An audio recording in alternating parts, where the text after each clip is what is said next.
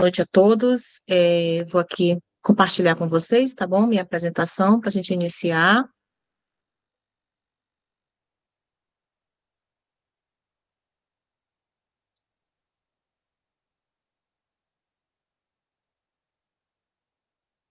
Vocês estão vendo minha apresentação? Sim. Estamos sim. Está em tela cheia? Sim. Tá, obrigada. Então, boa noite, é um prazer estar aqui com vocês, né? Eu quero dar as boas-vindas também para todos que estão aí. Eu gostaria de estar pessoalmente, mas infelizmente a gente sabe que principalmente trabalho é impossível. E aí eu vou apresentar meu projeto, né? Eu sou aluna do primeiro semestre ainda do mestrado profissional de filosofia da Universidade Federal do Acre. E aí ainda está ele já era para estar concluído, né? Mas devido à greve a gente está nesse momento de ajustes, mas eu já estou concluindo, mas também eu estou recebendo contribuições ainda, tá? Nada que a gente não queira para melhorar, né? Na verdade, todas as contribuições que vierem serão bem recebidas.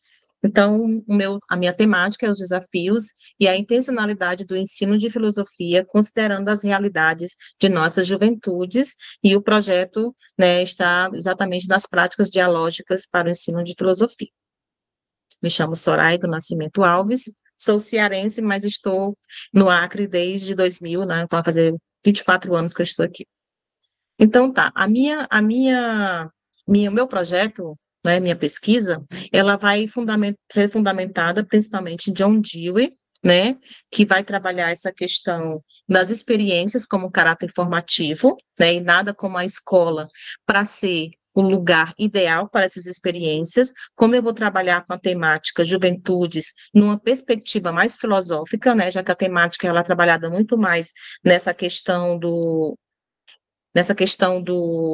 da sociologia e da psicologia. Eu vou fazer uma abordagem mais filosófica, onde eu vou procurar, né, exatamente porque essa temática veio na minha mente por conta de uma inquietação, né, que já havia no meu fazer pedagógico em relação ao despertar o interesse para o filosofar dos estudantes das escolas públicas, principalmente. Então, outra coisa que me favoreceu trabalhar com John Dewey, né, é a educação, experiências e as histórias de vida que devem ser entrelaçadas. Na minha concepção, não tem como você desvincular história de vida, né, experiências da educação, do aprendizado. Então, tem que haver esse vínculo, e eu acredito que é um vínculo, inclusive, afetivo, em relação ao que se vai aprender, para que realmente haja um sentido, e isso eu concordo muito com as pesquisas, com os escritos e as teorias de John Dewey. O aprender fazendo, que aí vai trabalhar a teoria e prática, porque eu acredito que ensinar filosofia no ensino médio é muito complexo, então a gente vai sim trabalhar com a história da filosofia, trabalhar com filósofos da antiguidade, da Idade Média, contemporânea, modernidade, como tem que ser, porém, eu acredito que tem que haver, sim, essa ligação com a prática, para que haja realmente um significado e um sentido para essas aprendizagens. Então, as situações, elas têm que ser, em sua maioria, problematizadoras.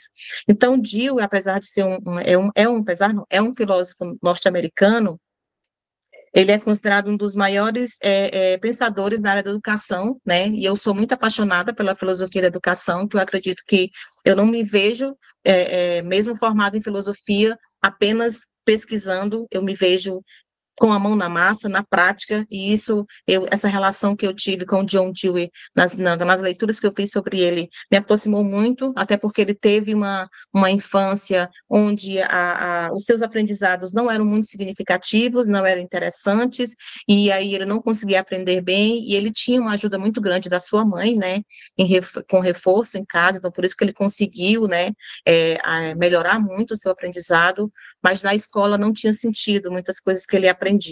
E como ele sempre foi treinado, trabalhado para o mundo do trabalho, pensando para o mundo do trabalho, eu acho que essa questão da teoria e da prática está muito, muito próxima do que ele escreveu. né? E aí eu vou trabalhar também com o Anísio Teixeira, que foi as pessoas que ele, né, o Lourenço Filho, trouxeram de onde eu para o Brasil, traduzindo suas obras, então eu vou trabalhar.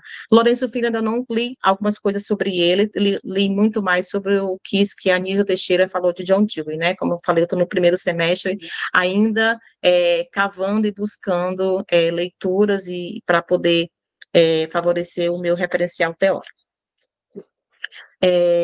Então, como eu falei, eu vi uma citação aqui do Dewey, né, que eu achei muito interessante, que é como poderá o jovem conhecer e se familiarizar com o passado de modo tal que este conhecimento se constitua poderoso fator de sua apreciação, que é o grande X da questão. Como que eu vou favorecer um conhecimento para o meu estudante do século XXI, trabalhando com pensadores, com teorias lá da antiguidade?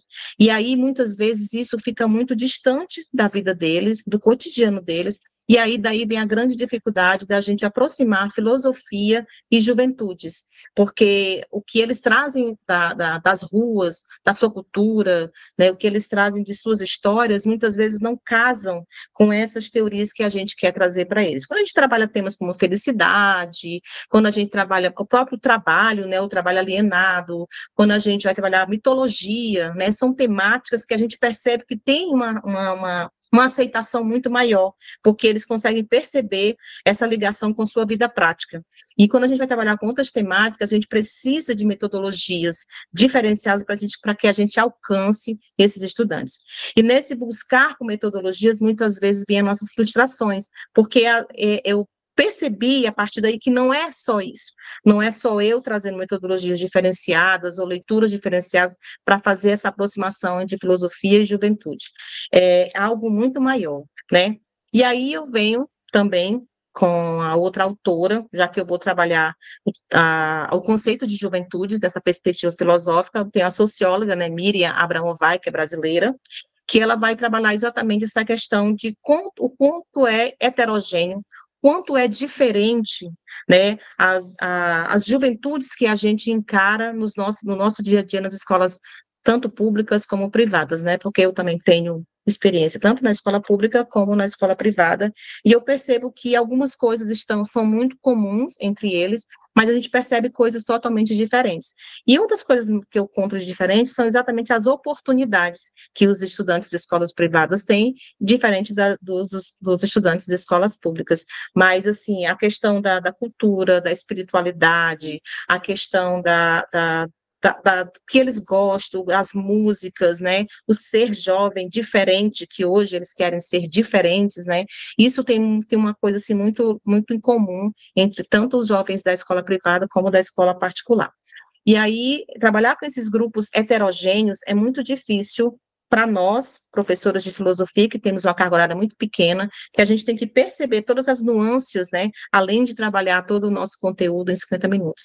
Mas, assim, não tem como a gente sair do lugar se a gente não perceber esses grupos heterogêneos, esses jovens tão diferentes, com religiões diferentes, com modos de ser diferentes, com interesses totalmente diferentes, que às vezes destoam dos interesses que a gente quer aplicar para eles, que a gente considera correto para eles, né? E aí, e aí vem o grande problema, né? O X da questão, para mim, e também é visto pela Miriam, né, que ela é socióloga, ela é autora e coautora de vários livros, que vai trabalhar exatamente a questão da juventude, as juventudes, vai trabalhar a questão da violência, vai trabalhar a questão de gênero, né, na escola, violência na escola, e uma série de temáticas que o que me aproximou dela, exatamente porque ela vai falar de coisas que ela vivencia, ou que ela vivenciou. Ela apenas não é uma pesquisadora teórica, né? Ela também tem vivências, ela tem experiências práticas que vão me favorecer então, a credibilizar o que eu estou tentando buscar, né? Então, essa tensão, essa relação totalmente, vamos dizer assim, que existe uma lacuna muito grande entre o que a educação, o que a escola quer do jovem e o que o jovem quer da sua vida. Então, muitas vezes elas não se encontram exatamente porque essa cultura educacional, ela não vai ter essa preocupação, né, exatamente com o que realmente o jovem quer. porque muitas vezes ele não tem esse momento que ele pode ser escutado. Muitas vezes ele não é favorável para a escola escutar o jovem, né? Porque o que a sociedade pensa sobre o jovem muitas vezes é muito negativo, né? E aí, a gente vai falar isso mais à frente, além dela falar dessa questão, né, dessa contradição entre a cultura educacional e a cultura juvenil, que para mim é o cerne de toda a questão, né, de como a gente superar certos desafios no nosso processo de ensinar e nesse processo de aprender, nós temos também a questão de como a sociedade enxerga os adolescentes, como a sociedade entra a gente, nós professores, nós adultos.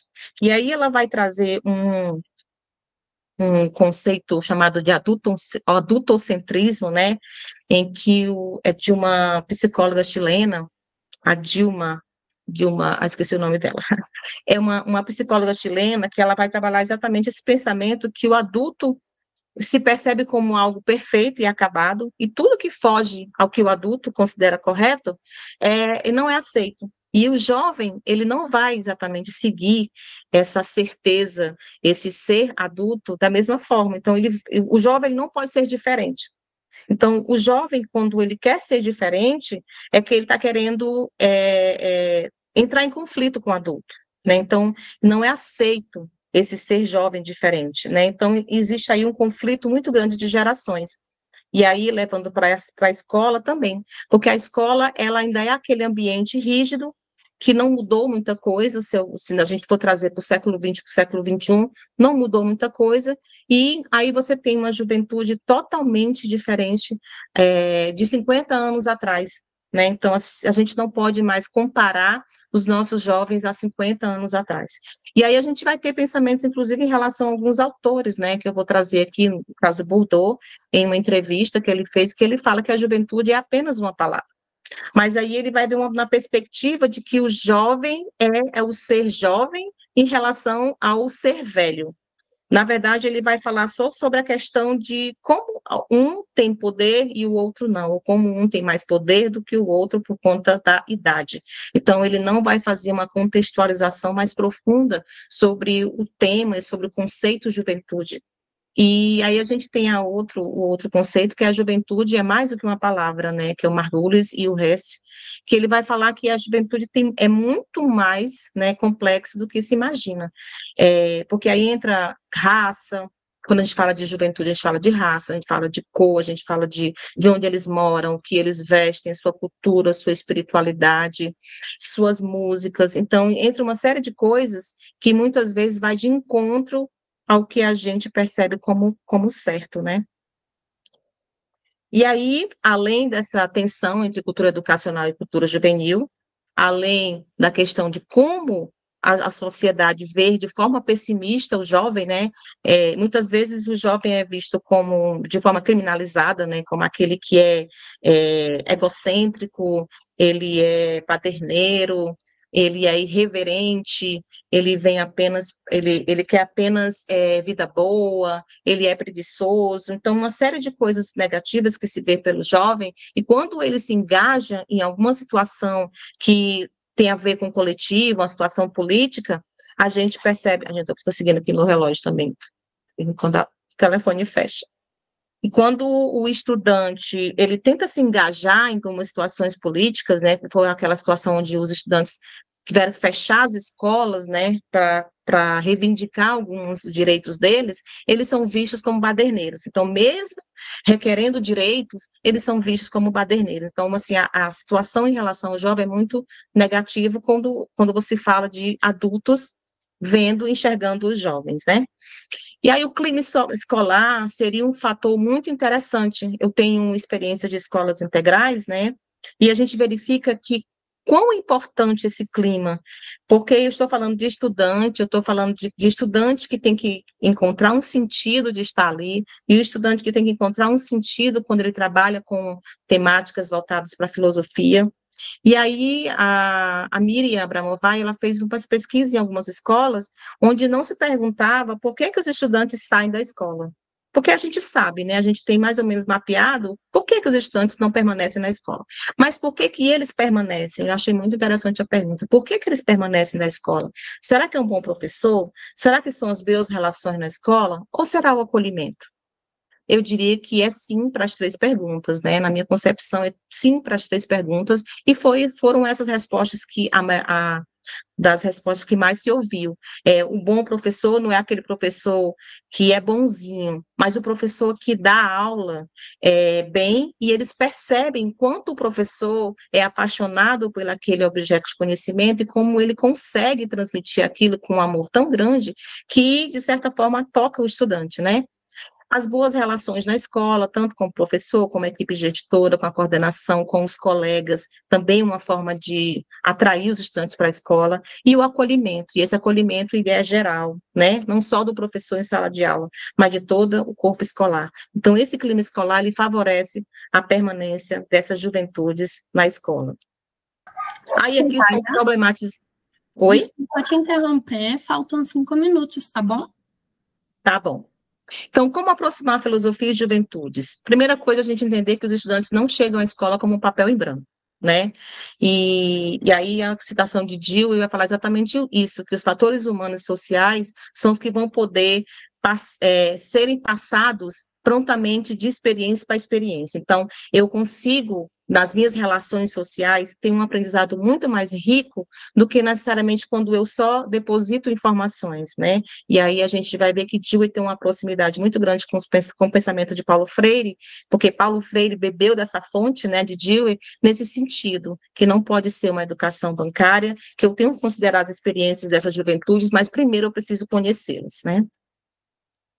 E aí, o objetivo geral da minha pesquisa é investigar e explorar o conceito de juventude sobre uma perspectiva filosófica, analisando a relação conflituosa entre cultura escolar e cultura juvenil, com o intuito de promover um ensino de filosofia mais significativo e que dialogue com as experiências e realidades dos jovens. Os objetivos específicos é investigar esse conceito de juventudes, né, através das obras de Miriam Abramovay, né, eu coloquei algumas obras aqui, inclusive Frigoto. Os objetivos específicos é elaborar e aplicar pesquisas socioeconômicas, avaliar esses dados para planejar as aulas de filosofia, né, subsidiadas pelas obras de Dewey, promover momentos de leitura de textos filosóficos, vou trabalhar com tertúlias, que eu acho muito interessante, porque é uma leitura que engaja muito mais o estudante, ele se torna protagonista, produções de cartas, já que eu vou trabalhar com experiências, convivências, né, eu acho interessante demais as cartas, e aí eu vou construir uma eletiva junto com eles, que eu vou explicar depois o que é a eletiva, e a metodologia seria através de leitura, interpretação, fechamentos, análise e seleção de artigos, né, para eu poder fazer esse referencial teórico, tem encontros periódicos com orientador, coleta e análise de dados, leitura de texto filosófico através de tertúlias, debates guiados, roda de conversa, aplicação de enquete, para eu poder montar a eletiva, que é meu produto educacional, que é um componente curricular da rede aqui do Acre, né, que era a parte diversificada, onde o estudante, ele pode sim dar o seu ponto de vista sobre o que ele quer estudar, o que ele quer aprofundar, qual o conhecimento que ele quer ampliar. E aí esse conhecimento pode ser de área ou pode ser de um componente curricular. Né, é interessante que seja diária, mas esse produto aqui eu vou tentar trazer mais para o lado da filosofia, né, trazendo temáticas filosóficas, porque eu quero que não só eles, porque essa seletiva ela vai ser executada com os alunos da primeira série, né, porque eu vou trabalhar com os alunos da segunda. A gente vai elaborar e depois a gente vai executar com esses estudantes, mas talvez eu não consiga executar a tempo para eu colocar na dissertação. Mas a ideia é trazer temáticas filosóficas conforme o interesse dessas juventudes que eu vou trabalhar, tá? E aí, obrigada, que o meu meio de contato, eu acho que eu consegui. Obrigada, gente. Deixa eu descompartilhar aqui. Obrigada, Soraya. O próximo a apresentar, então, é o Lucas Adriano. Lucas, você está pronto? Pode começar? Gente, sou Lucas, tá? Faço parte do programa de mestrado profissional em filosofia, primeiro semestre também, da UFT, em Palmas, Tocantins. Tá? E aí, eu vou também apresentar a minha proposta de de pesquisa da dissertação, que vai nortear, basicamente, a sala de aula também, né? E aí, houve bastante discussão a respeito disso. Meu professor orientador é o Fábio Caires, e houve bastante discussão a respeito de como eu vou apresentar meu projeto, tá? E aí houve uma mudança. Mas, como eu tive como apresentar esse tema, eu vou falar um pouco sobre, né, esse título que está aí na tela de vocês, e aí eu vou mudando com o passar de cada aqui, tá? Primeiramente, dialética como metodologia para o ensino de filosofia, né, para um objetivo, uma promoção pedagógica, filosófica em Vygotsky e competências da BNCC. Só que, no decorrer dos meus estudos, houve uma contradição minha, né, que foi orientação até para os meus colegas da turma, de que deveria mudar, né? Eu vou mostrar para vocês em que sentido eu mudei, tá? Como o ensino de filosofia é uma realidade em todo o Brasil, torna interessante que, através dele, se construa bons cidadãos, né? Eu acho que, acredito, né, que a gente está em sala de aula por um propósito, né? Não é simplesmente chegar na sala de aula e aplicar conteúdo do currículo da Secretaria de Educação. Acho que a gente está lá para relações, né, de professor-aluno e de estar mediando esses aprendizados com eles. E aí surgiu o interesse, né, de fazer o mestrado para eu melhorar essa minha pegada com eles, né, porque eu vi que, que sala de aula é bem diferente da universidade, né, a gente não aprende tudo, né, inclusive a gente aprende mais na sala de aula do que na faculdade, né. E aí a dialética seria, assim, o ponto-chave da pesquisa, né? Só que aí esse contexto aqui para Vygotsky seria uma relação de diálogo.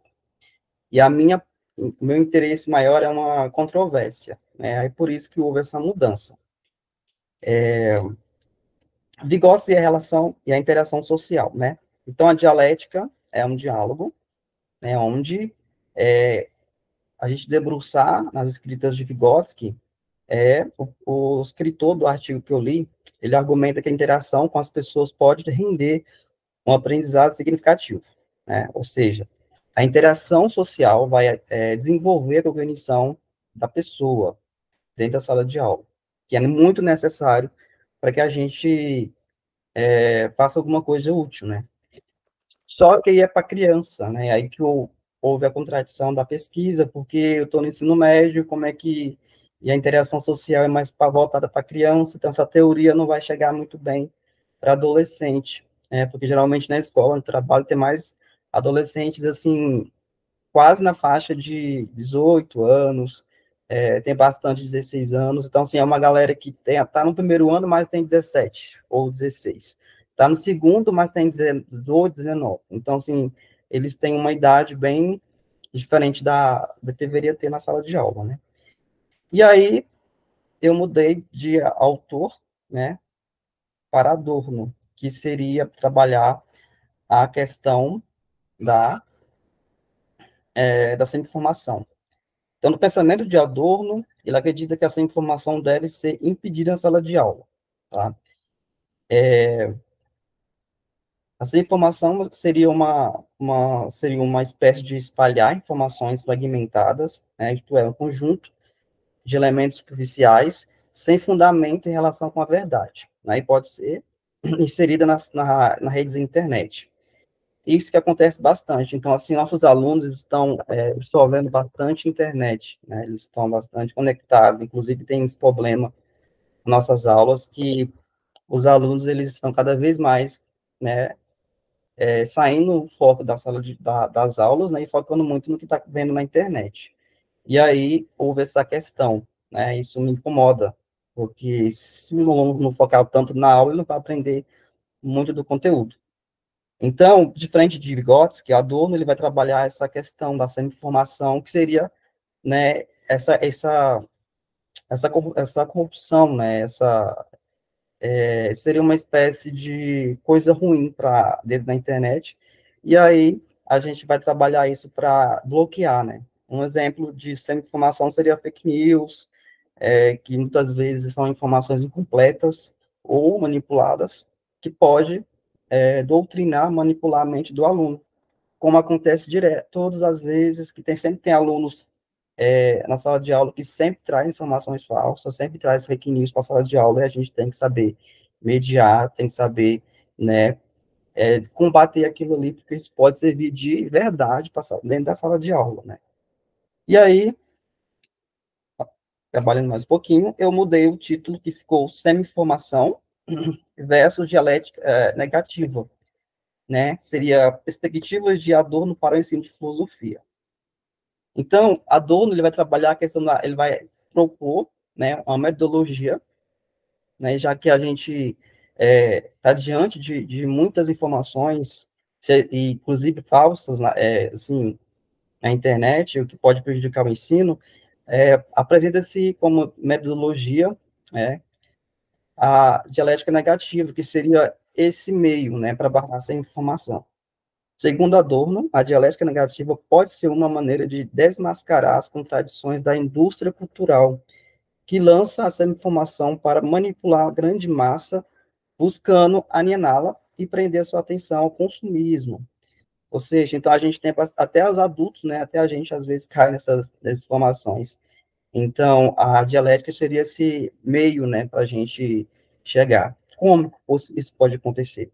O professor pode chegar na sala de aula e trabalhar as contradições que essas informações apresentam em sala de aula. Por exemplo, a fake news.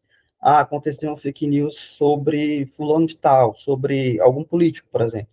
Aí a gente vai trabalhar as contradições daquilo e chegar à verdade. Né? A gente vai meio que pegar aquilo que é mentira e trazer o que é verdade escondido ali. E, para tanto, o contexto escolar pode utilizar a dialética negativa como forma de ensino, a fim de combater as desinformações vinculadas à indústria cultural. Então, como a gente sabe, a indústria cultural seria aquele, né, mecanismo aquela indústria onde as empresas elas usam, né, a própria indústria para manipular as pessoas a consumismo apenas, né? Eles dedupam até a arte para poder, né, e chegar às pessoas, inclusive os autores da Escola de Frankfurt acabam escrevendo muito bem isso, né? E aí o método, né, o primeiro passo para a gente chegar é fazer um exame diagnóstico com a turma da 13.2. Vou botar uma questão aqui, né? Do colégio. O colégio é Colégio Estadual de Araguacema, é um colégio do interior, é um colégio muito problemático, com questão de fake news, questão, assim, de desinformação, por isso que estou trabalhando isso, então já fiz esse diagnóstico, inclusive, com eles, trabalhando e quero fazer de novo, né, fazendo uma mini entrevista para ver, né, o que eles veem na internet, o que eles trazem, e sempre trazem informações dos canais, né, a fonte que eles apresentam é sempre rede social, né, e nem sempre rede social é a melhor forma da gente obter a verdade, né. O primeiro passo seria fazer esse diagnóstico e perceber o problema existente ali, e solicitar que os estudantes façam um seminário de discussão para averiguar a veracidade daquelas informações, né. Então, a gente vai amadurecer mais para frente, para ver como fazer esses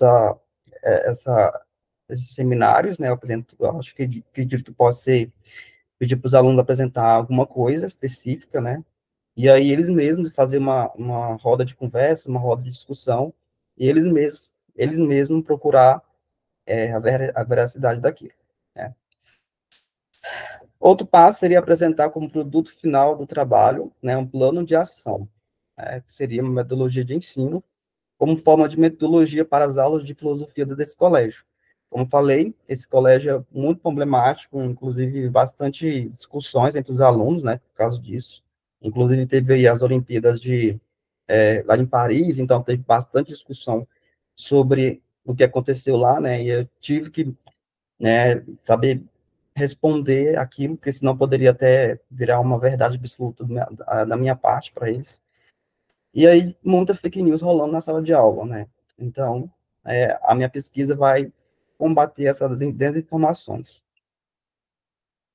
Tem a teoria e conceito, né? E aí, alguns tópicos importantes seriam as informações falsas na internet, que a gente vai procurar mapeá-las, essa informação versus dialética negativa, né, e plano de ação com o produto final.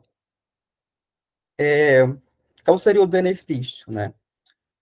Com essa metodologia, os educandos trabalham a argumentação.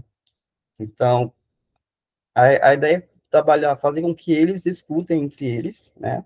E aí eu ficaria mediando apenas para ver aonde eles podem chegar e estar sempre mediando, né? A teoria de Adorno nos apresenta a clareza e a aproximação da verdade, né? Como essa informação desinforma? Eu acredito que seja por meio das informações incompletas ou sem relação com a verdade. O estudante do ensino médio precisa de um ensino de qualidade. Então, o profissional, o filósofo, deve desenvolver meios para levar à sala de aula um mecanismo que estimule o estudante a falar e contribuir. Então, eu sempre penso que uma aula de qualidade não é só o professor falando, né? Os alunos contribuindo também. Falar um pouco da experiência deles, fazer a realidade deles para dentro da sala de aula, eles perceberem a realidade deles também, né? E contribuir bastante. Trabalho em equipe, tá? Então, é bem verdade que sozinho o aprendizado fica mais difícil. Com o pensamento de Adorno pode ser possível uma investigação. Então, eu vejo Adorno, ele é um autor que sempre está ali buscando investigar as coisas, e eu acho muito interessante isso nele, né? E os resultados são significativos, né? Embora seja um trabalho complexo, né, o ensino filosófico resiste e deve continuar resistindo, né? Eu acredito que a gente trabalhando no ensino filosófico, trabalhando a questão de uma aula, né, significativa para os alunos, eu acredito que eles saem de lá diferentes, né? Aprendendo alguma coisa, né? E aí pode ser bastante diversos temas que a gente pode trabalhar, ou talvez eu quero trabalhar a questão de política ou ética, né? Basicamente ética, para a gente estar pegando alguma coisa na internet e servindo de exemplo para eles aprender aonde está a mentira naquelas fake news, né? Daquela desinformação. Então, era só isso mesmo que eu queria apresentar com vocês. É isso.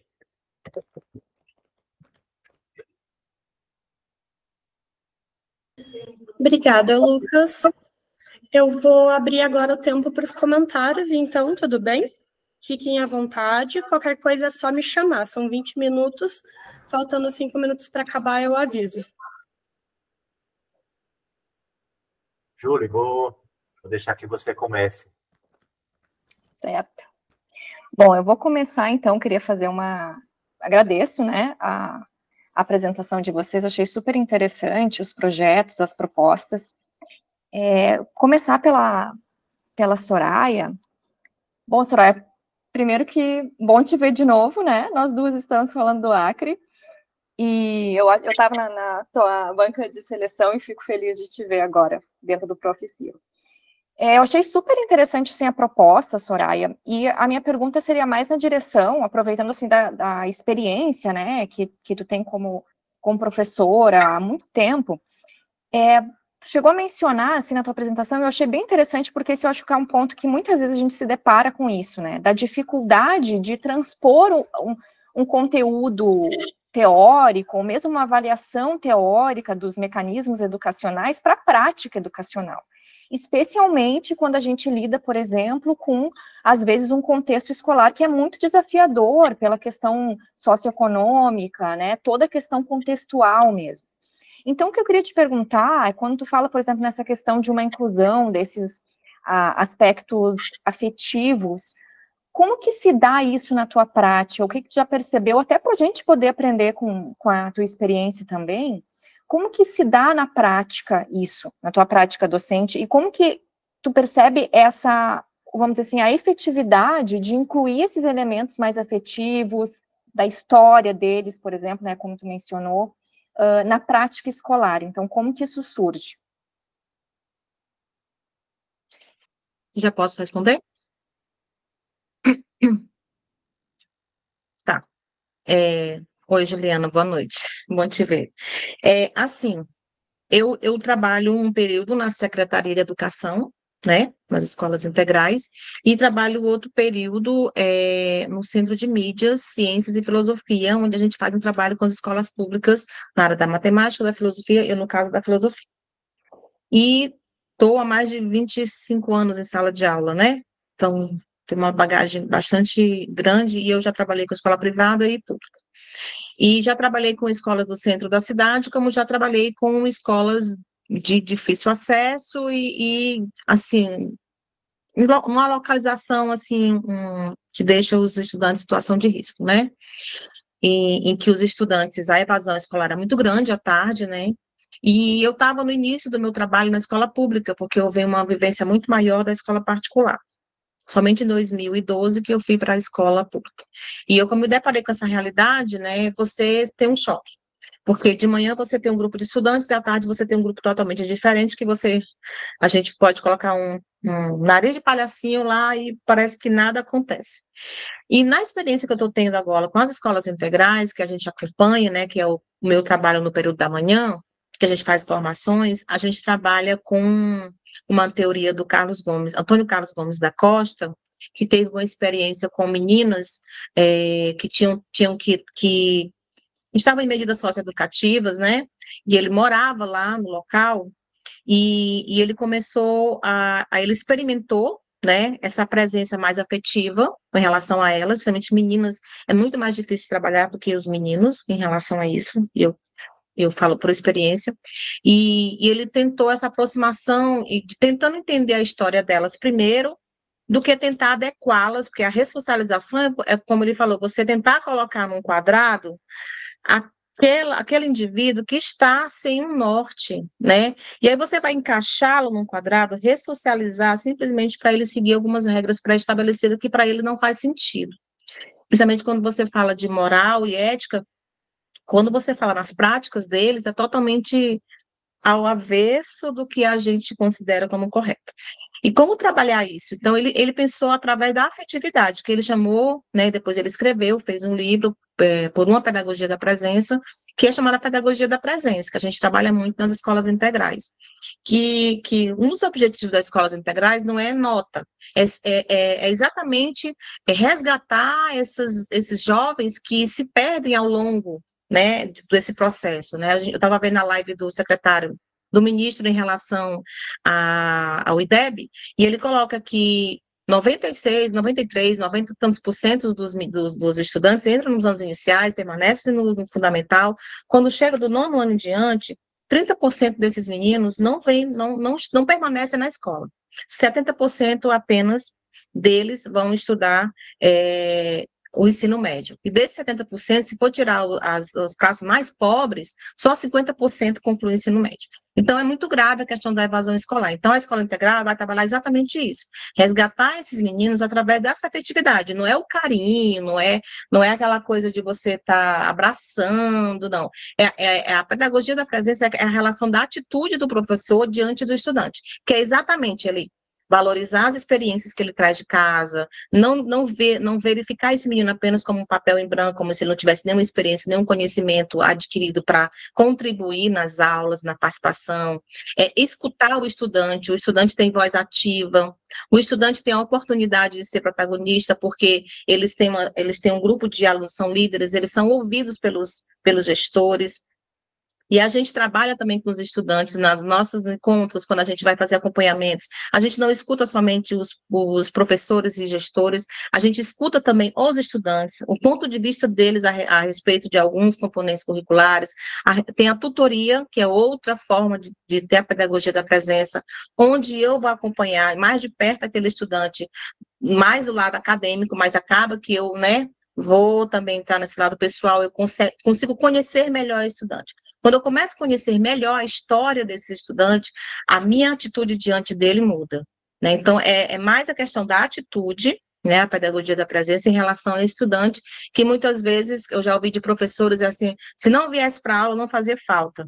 Então, desses 30% desses meninos que estão fora de escola, vai ser o assaltante, vai ser o sequestrador, vai ser o traficante. E aí, quanto mais estudantes na escola, melhor. E aí, a comprovação diz que a gente tem escolas com 0% de evasão. entendeu? E as escolas integrais, geralmente, elas são em bairros de alta periculosidade, certo? Então, baseado nisso, eu não queria trabalhar com a temática pedagogia da presença, porque eu não dou aula nas escolas integrais, minha escola são mais parciais, né? Eu trabalho com escola parcial. E aí, mas assim, eu queria trazer um pouco dessa minha experiência, e em DIU eu encontrei isso, né? A valorização da experiência, da teoria e da prática, aprender fazendo, que eles trabalham muito com essa questão da prática, muitos projetos. E essa questão da Miriam, né? A Miriam Bramovai, ela traz experiências do cotidiano, e é exatamente com escolas de periferia. Exatamente porque o adolescente é visto como violento, aquele que não contribui, o preguiçoso. E quando você vai para quando você começa a ouvir o que eles têm a dizer, a gente verifica, vai observá-los de uma forma diferente. Então, foi nessa perspectiva, foi essas experiências que eu tive que geraram essa vontade de escrever sobre isso. Perfeito, obrigada, Soraya.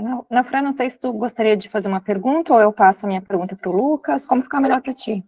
Eu posso, é só uma questão aqui que eu tenho para a Soraya.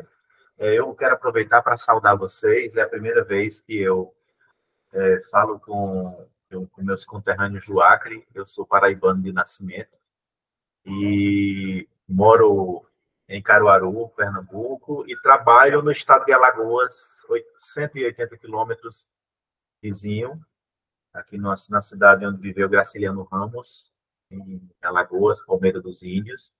E eu trabalho no Profifilo do núcleo de Vitória de Santo Antão, pertinho de Recife. Então, a gente está por lá. Eu quero saudar todos vocês, é uma alegria imensa estar aqui. E ver outros colegas do Prof também, assim, aquece muito o nosso coração. Saudar você, Soraya, seu trabalho. O Prof, ele traz a marca desse compromisso com a educação, com a prática docente em filosofia. E aí, assim, eu vi aqui que os autores que você traz um pensador da educação, ele não se diria pragmatista, ele chamaria instrumentalista, talvez, e traz o Bourdieu, e traz a Abramovich. E a minha questão é se alguém já tinha perguntado para você sobre a questão do conceito de juventude, que a proposta do seu trabalho, ela, de alguma maneira, ela tem um posicionamento, ou assume um posicionamento crítico de uma tradição da filosofia que é mais universalista acerca do sujeito e por aí vai, enquanto que esse posicionamento das ciências sociais é uma maneira assim muito própria, né, histórica, de considerar que a gente não tem uma juventude, né, nesse sentido filosófico, e também a própria, mesmo convivendo no mesmo tempo, a terminologia juventudes, ela é distinta para pessoas que convivem no mesmo tempo a partir das suas condições sociohistóricas. Então, não é, se você pensar em alguns bairros ou em algumas situações econômicas, você tem aí a ideia da juventude, do sonho, e em outras situações a juventude ela é diminuída, ela é constrangida, porque a vida adulta e os compromissos com a subsistência eles são chamados. E aí a minha questão para você é a seguinte: se alguém já tinha eventualmente pedido que você trouxesse a temática da própria crítica à tradição filosófica, ou seja, o tema que você traz ele tem um chão contemporâneo e que talvez fazer referência, dizer, olha, a filosofia pensa assim, eventualmente até o Dewey trabalhasse com o conceito de ser humano que fosse mais universalista ou mais da tradição, enquanto que você traz, olha, eu vou pegar esse pensador aqui, mas eu vou trabalhar com outro conceito que eventualmente até é crítico, né, da tradição filosófica. Era essa questão que eu queria trazer para vocês, para você e parabenizo pelo seu trabalho e desejo sucesso. Na sua Oi, professor. Naufran, né? Isso. Professor, saudade desse sotaque. Eu nem tenho mais sotaque. Enfim, professor, deixa eu ver se eu entendi. Se alguém já fez alguma pergunta, assim, se eu pretendo explorar ou outros autores da filosofia, né, que não seja tão contemporâneo, que traga alguma ideia sobre a juventude, sobre isso, seria isso? Porque... Eu vou... um professor meu dizia, se você não souber dizer em linguagem de barraca, você não sabe dizer. Então, a minha pergunta, ela quer saber o seguinte: como é que você vai compatibilizar filosofia e ciências sociais? Porque os seus autores são das ciências sociais, você está no mestrado em filosofia, e aí eu estou aqui chamando ao debate se não seria interessante, eventualmente, incluir uma temática que dissesse, olha, a filosofia clássica pensa assim, a tradição do final da filosofia moderna pensa assim, e esse trabalho se posiciona dessa maneira, porque há algumas insuficiências aqui. Então, como compatibilizar filosofia e ciências sociais? Sim, professor. Quando eu coloco lá que, né, no meu resumo, tá, eu coloco eu quero investigar o conceito de juventudes, não só exatamente porque me incomodou que esse conceito, esse trabalho, né, porque a juventude é uma coisa muito nova. Se eu for trazer para a tradição filosófica, eu vou trazer talvez mais ou menos a concepção do jovem, né? E aí, o que me incomodou é exatamente isso. Eu não encontrei pensadores que problematizassem sobre a temática de uma forma mais contemporânea, porque eu quero trazer exatamente para o chão da escola, isso que eu estou trabalhando agora. São as necessidades dos professores de agora e dos alunos agora. E aí, sim, como a gente está sem orientador, devido à greve, né, por uma série de coisas que aconteceu, eu já tenho orientador, já sei quem é, fiquei sabendo semana passada, a gente não conversou. Mas, assim, eu precisava, sim, queria parar para pesquisar exatamente isso, porque eu quero fazer na perspectiva também filosófica. Eu quero trazer esse pensamento dos sociólogos, né? Aí nós temos o filósofo da educação, que é o Dewey, mas eu quero também trazer para esse conceito de juventudes, eu queria trazer inclusive na minha introdução eu falo sobre trabalhar na tradição filosófica esse conceito de jovens, como é que o jovem é concebido, né, na antiguidade, na Idade Média, e trazer essa concepção até chegar ao contemporaneidade. Então, sim, é minha intenção.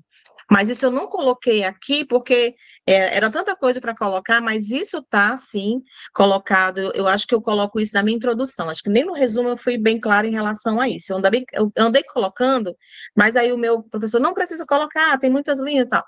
E aí eu precisava ter essa conversa mais de perto com a minha orientadora, para que ela pudesse para que eu não fosse também muito a fundo e ampliasse demais a minha pesquisa e eu não dar conta, né? Mas eu quero pelo menos pegar alguns pensadores chaves, né, da tradição filosófica, para que haja esse contraponto e eu chegar, né, ao ponto que eu quero, que é trabalhar essas juventudes mesmo nesse contexto mais contemporâneo, que é é o agora, entendeu? Esses problemas que a gente enfrenta no agora. Principalmente pensando nessa questão dessa tensão entre cultura escolar, né, e a cultura juvenil, que eu acredito que essa quebra, ela problematiza muito mais a situação do jovem, né, e faz com que o jovem tenha muitos motivos para não estar na escola. E aí, a minha posição é mais essa questão da evasão, é muito forte. Essa minha preocupação em relação à evasão é muito forte. Mas onde é que entra a filosofia? A filosofia seria um dos componentes curriculares que podem contribuir para reflexões, né, que essas reflexões ele vai levar para a vida.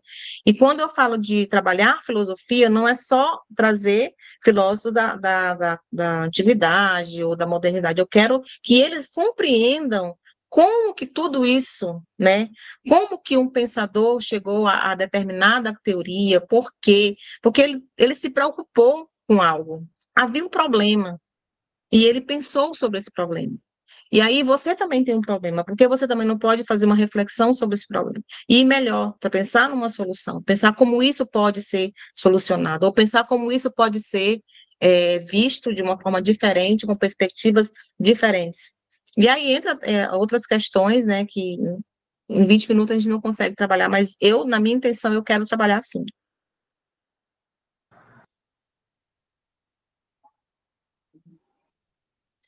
Bom, maravilha, gente. Eu vou fazer uma pergunta, então, para o Lucas. Lucas, achei fantástica a ideia de trabalhar a questão das fake news. Eu acho que é um tema super atual, é um tema importantíssimo, muito difícil e que eu acho que está, assim, não é só em sala de aula, é uma questão social, uma problemática que é muito difícil de resolver e de lidar. O que eu fiquei um pouco curiosa, mas ao mesmo tempo preocupada em certo sentido, é a proposta que trouxe, até surgiu uma questão ali no chat que é na mesma direção do que eu pensei enquanto eu estava ouvindo a tua apresentação. Eu pensei, nossa, é fantástico o tema, mas o que me preocupa um pouco, eu não sei, claro, tu falou, né, que está elaborando, chegou a mudar algumas questões do projeto, que também é muito legal essa abertura, né, para repensar o projeto, mas o que eu fiquei um pouco receosa é como na prática isso poderia se dar, né, no seguinte sentido, porque da maneira como tu apresentou, ou não sei se eu entendi bem, mas seria algo de tu ficar mais um papel de mediador, né, e não intervir tanto naquela troca de ideias que eles iam fazer para chegar à conclusão de se determinada informação é verdadeira ou não. Mas o que me preocupa é se até que ponto eles conseguem chegar nisso, vamos dizer assim, de uma maneira autônoma, porque pelo menos a minha experiência em sala de aula, tá? Muitas vezes chega alguém que está convicto de que alguma coisa é verdadeira. A gente sabe, porque a gente tem mecanismos, vamos dizer assim, a gente tem uma metodologia de busca, por exemplo, de maneira bem concreta, tá? Eu sei, por exemplo, surge uma informação, alguém na minha família me manda lá no grupo do WhatsApp, né? Eu sei que qual site eu posso ir para verificar se aquela informação é verdadeira ou não. Mas eu vejo muitas vezes que se a pessoa não tem esses mecanismos, ou seja, ela não sabe uma metodologia para poder verificar, às vezes ela está muito convicta daquilo, porque alguém que passou a informação para ela, por exemplo, alguém que ela confia, às vezes tem uma questão até religiosa em torno disso, né, a gente sabe. Então, o que eu fico um pouco, que eu queria entender melhor é se realmente seria isso, tu ficar só nesse papel, ou se tu apresentaria algum tipo de metodologia para eles poderem, né, ir atrás dessas informações, alguma orientação nesse sentido. Pessoal, desculpa interromper, só avisando que faltam 2 minutinhos, tá bom? Para o conjunto dos 20 minutos, né, Rafa? Isso. Eita. Ok. Mas eu posso pegar, Julie, logo uma carona, porque eu não tenho uma pergunta, mas eu tenho alguns temas para lhe dar de presente, se eventualmente você quiser, Lucas. Porque, assim, tudo que Julie disse me parece muito apropriado, mas se você quer ficar com a própria terminologia dialética, existe uma temática chamada dialética erística, que é sobre o vencer a qualquer custo, né? Per faz et per nefas. E também é uma temática, a grande temática do ser e da aparência que está sendo recolocada, que é a dinâmica sobre a possibilidade de subverter a informação. E todas essas temáticas, elas são ali do coração da filosofia. Então, não tenho uma pergunta, mas parece que o seu tema, ele chama esses temas da tradição filosófica e que são super apropriados, inclusive das falácias não formais. Então, atrás de toda mentira, tem algo que tem uma aparência de verdade e é construído como se fosse uma argumentação. Ok, obrigado. Eu até anotei aqui.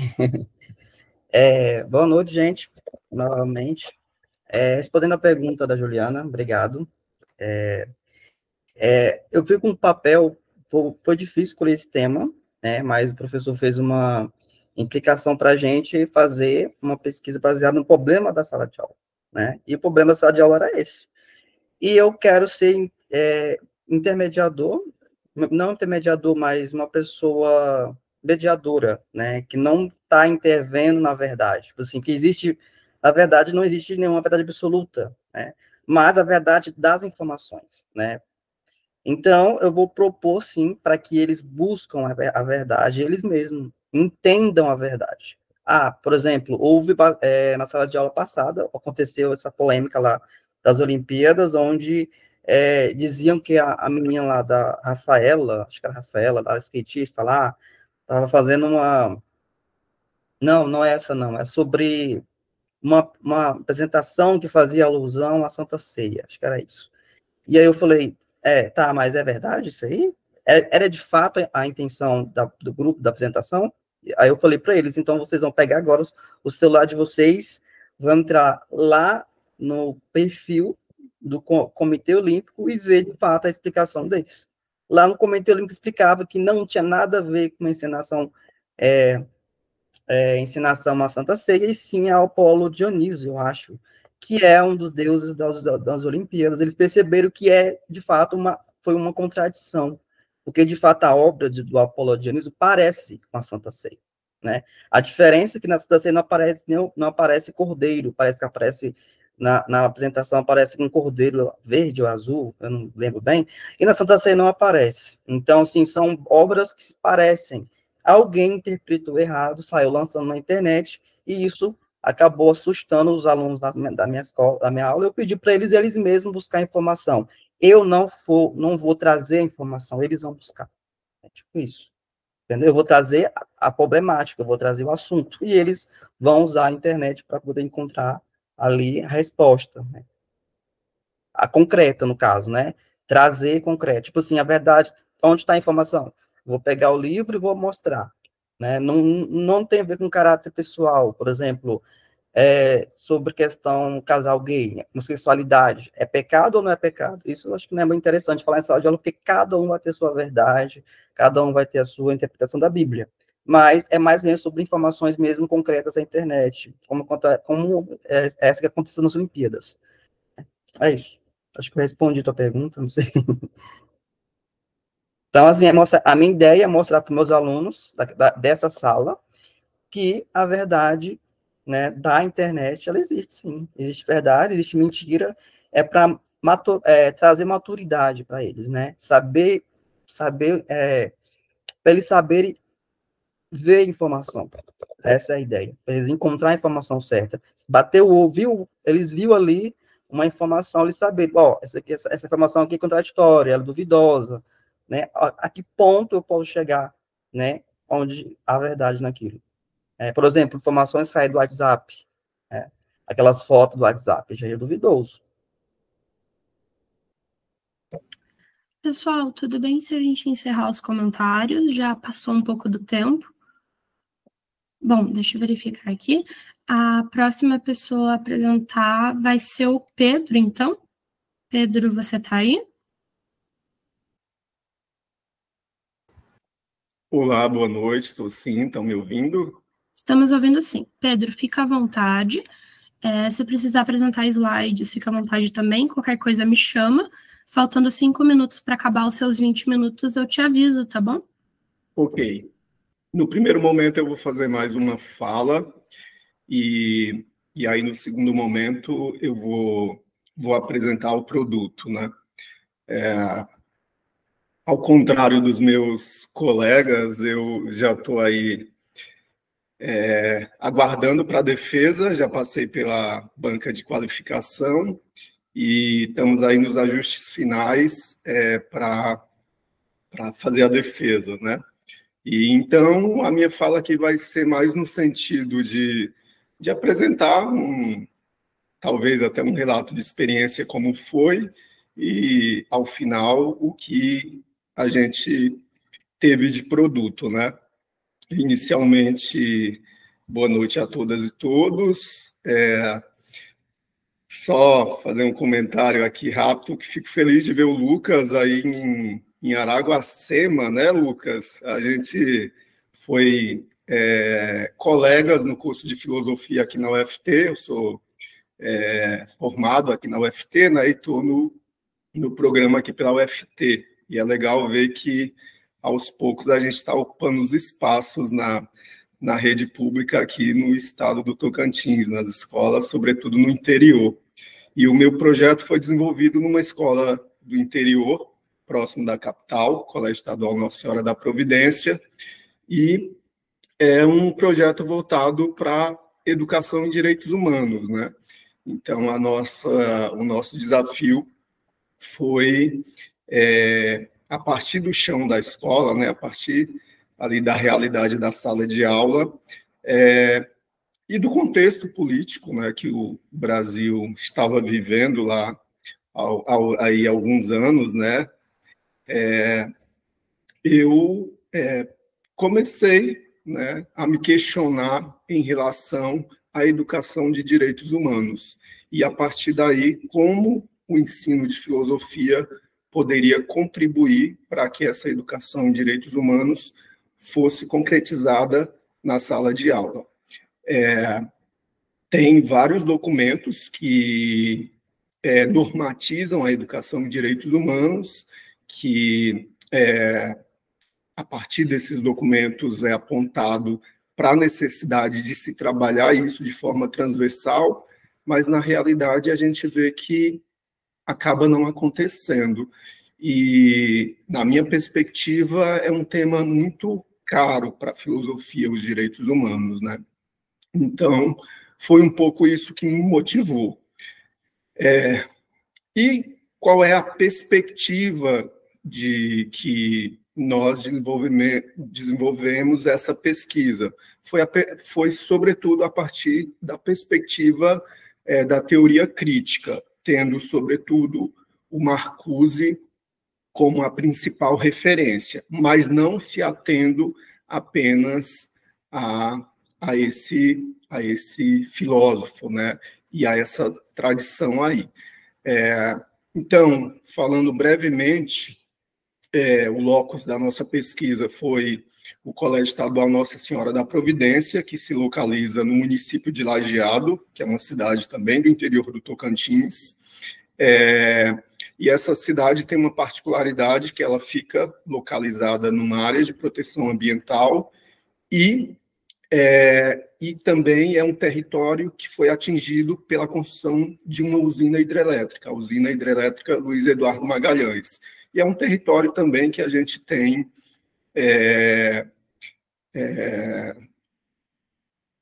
comunidades indígenas, né? Então, esse daí foi o nosso locus de pesquisa. E o que nós percebemos? Que, por ser uma cidade do interior, as pessoas não visualizam muito a questão dos direitos humanos como uns direitos de todos, né? Acho que todo mundo já ouviu alguma coisa quando se fala em direitos humanos, direito de bandido, mimimi, para privilegiar alguns grupos, né? Isso, inclusive, na sala de aula, a gente ouve muito esse tipo de discurso, né? E então a gente procurou mostrar, né, a partir de uma perspectiva crítica, que os direitos humanos, na verdade, nada mais do que o direito à vida, né? E não de um grupo ou de outro grupo, mas de todos os grupos. Óbvio que, quando nós falamos em direitos humanos, inclusive, os documentos normativos apontam para aqueles grupos que são mais vulneráveis, né? Então, esse foi o nosso foco, né, de forma inicial. E aí, o que nós, durante essa trajetória de desenvolvimento da pesquisa, a educação do Tocantins, como a educação básica no Brasil, foi passando por mudanças na grade curricular com a implantação do novo ensino médio.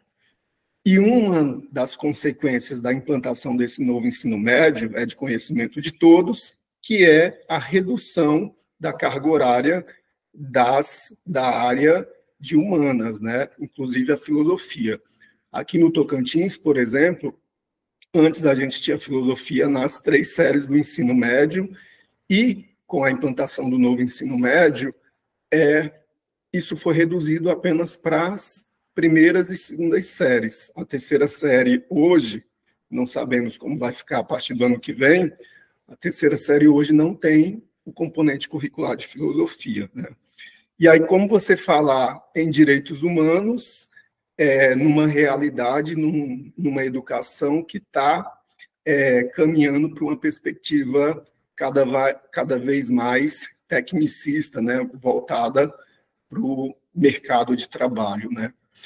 E o que nós percebemos é que tem, sim, as limitações, mas também tem as possibilidades. E, no chão da escola, a gente percebeu que tem, né, esses chamados itinerários formativos, eles estão em disputa, que a gente pode disputar e trabalhar o ensino de filosofia também nos itinerários formativos. Inicialmente, a minha ideia era trabalhar na formação geral básica, mas a partir das mudanças eu percebi que havia uma possibilidade de trabalhar o ensino de filosofia nos itinerários formativos. Então, a pesquisa acabou sendo desenvolvida numa trilha de aprofundamento. Inclusive, o nosso objetivo ao trabalhar na trilha foi dar sentido, porque uma das críticas, tanto dos professores como dos estudantes, é que eles não veem sentido nas trilhas de aprofundamento, né, nas chamadas trilhas de aprofundamento. E aí, então, a gente resolveu, né, dar sentido ao desenvolver a pesquisa numa trilha chamada Vozes da Juventude. O nosso ponto de partida, como não poderia ser diferente, foi ouvir os estudantes, né? Então, a gente saber qual a visão que eles têm sobre o que são direitos humanos, né? Para partir, né, da visão que eles têm, trazer perspectivas diferentes, problematizar e aprofundar essa visão, né, para tentar modificá-la ou não, né? Então, apesar de partir da teoria crítica, ter o Marcuse como referência, a gente não se limitou a esse autor, né? Até porque na sala de aula a gente não pode trabalhar um único autor. Eu acredito que nós devemos apresentar uma visão pluralista, inclusive de visões diferentes, né? E para trazer um pouco mais para a realidade dos estudantes, para concretizar isso na sala de aula, quais objetos de conhecimento para trabalhar os direitos humanos, para tentar mudar essa visão de que os direitos humanos é algo alheio à realidade a eles. Utilizando os próprios documentos, os materiais que a gente tem, eu propus, então, que a gente trabalhasse os direitos humanos a partir dos Objetivos para o Desenvolvimento Sustentável, que as ODS da Organização das Nações Unidas, né, que são 17. Mas, pela nossa carga horária, como não dava para desenvolver os 17, nós propomos que os estudantes selecionassem aqueles que tinham mais a ver com a realidade deles. E aí os objetivos selecionados foram a erradicação da pobreza, educação de qualidade, água limpa e saneamento básico, trabalho e crescimento econômico, cidades e comunidades sustentáveis, consumo e produção sustentável e combate às alterações climáticas. Como vocês veem, são questões que têm muito a ver ali com a realidade, né, de uma cidade que está localizada, como eu falei, numa área de proteção ambiental, em que a questão ambiental é um foco muito forte, né? A metodologia didática que eu desenvolvi foi, sobretudo, seguindo essa tradição da teoria crítica, dialogando com outros autores, mas muito, eu digo que foi um processo de experimentação, assim, na sala de aula, né? Mas sempre no seguinte movimento. No primeiro movimento, ouvir o estudante, e essa escuta através de uma ilustração, através da oralidade, através da escrita. Então, diferentes formas de ouvir esse estudante para ver a visão deles acerca da comunidade deles e no geral. Em um segundo momento, eu trazia textos filosóficos e também da área de ciências humanas, da sociologia, geografia, história, para confrontar com essa visão deles, e num terceiro momento, então, a gente buscava aprofundar, né? Isso, às vezes, esses movimentos, eles iam se modificando. E, assim, o nosso objetivo, desde o início, era, desse processo, produzir uma cartilha ilustrada sobre direitos humanos pelos próprios estudantes. E, assim, foi um processo muito rico, né, que a gente conseguiu envolver os estudantes nas aulas, né, numa trilha que, como eu falei de início, eles viam de forma negativa, e a gente conseguiu produzir, eu acredito que algo de muita qualidade, né? E agora eu vou mostrar para vocês aqui um pouco quanto tempo eu tenho ainda. Oi, Pedro, você tem 7 minutos. 7 minutos, ok. Eu vou mostrar um pouco como ficou a cartilha, e essa cartilha, ela mostra, eu acredito que ela evidencia como que se deu o trabalho na sala de aula, tá? Então, aí, a capa da cartilha, e aí eu vou passar muito rapidamente, porque não vai dar para trabalhar bem de forma aprofundada. Essa daí é uma ilustração feita pelos estudantes, né, pelo estudante, no caso, que foi uma das primeiras atividades que nós fizemos. O que são direitos humanos, nós pedimos para que eles ilustrassem, ao invés de falar ou de escrever, que eles ilustrassem o que são direitos humanos para eles, né? E aí a gente utilizou aí como ilustração. E aí o nosso ponto de partida, então, foi conceitual, que são direitos humanos. A gente utilizou o Giuseppe Tosi, né, como uma das referências, o Fábio Conder Comparato, né, que é uma perspectiva do direito, também falando sobre direitos humanos, e a própria Declaração Universal dos Direitos Humanos, né? Então, a partir desse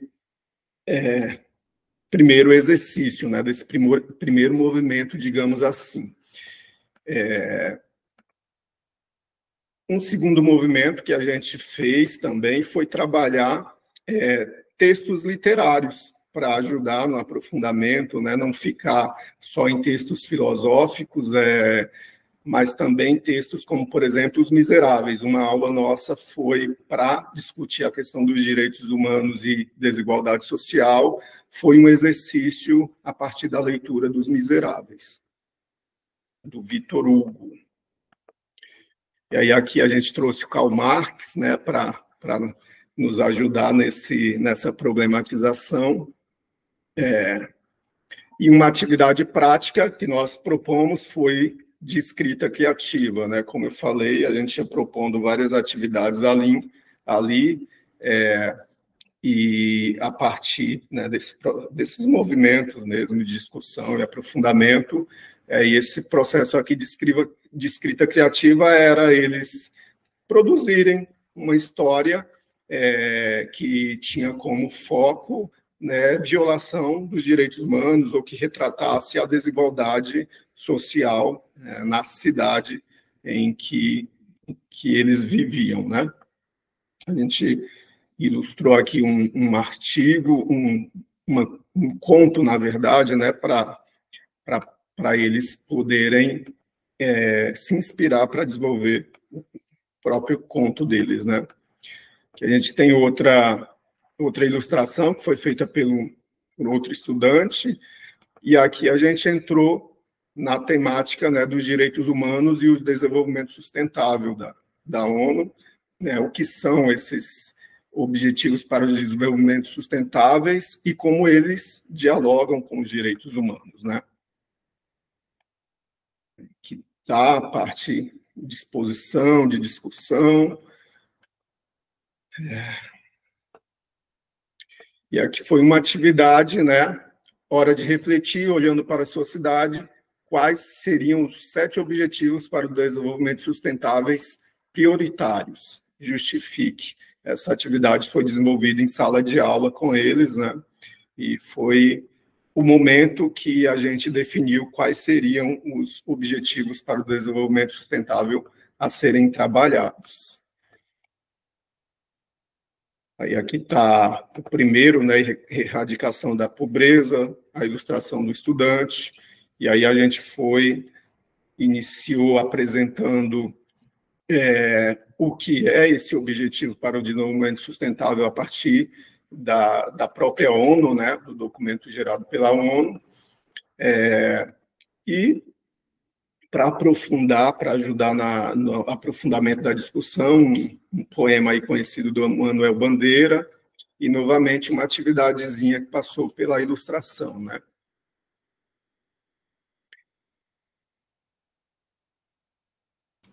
Pedro, só para avisar, faltam 2 minutinhos, tá bom?